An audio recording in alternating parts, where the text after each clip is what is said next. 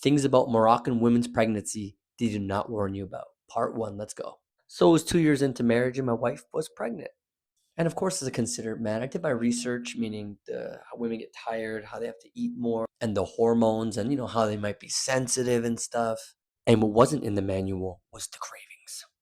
And I'm not talking about, I'm craving some strawberries or I'm craving, tomatoes or ice cream. Well, get me some ice cream. I'll be the husband, go and get that ice cream.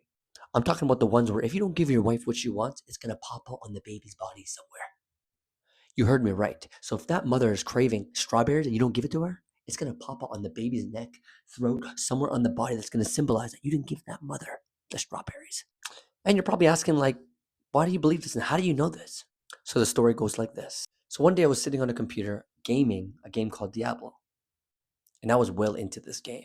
And my wife comes to me and says, like, I really want to get a biscuit from Popeyes. And me typing away, yeah, babe, give me 5 minutes.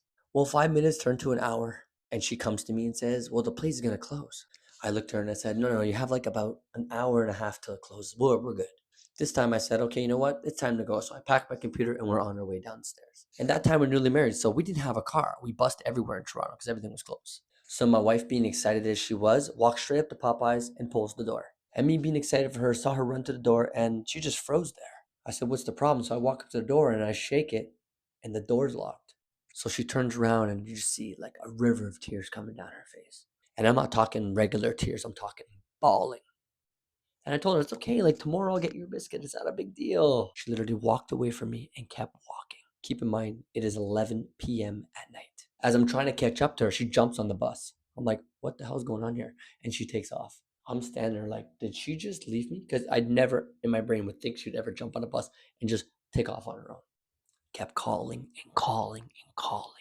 Not an answer. At this point, I'm feeling like shit. So what did I do? I went straight to Metro because it was on the way home.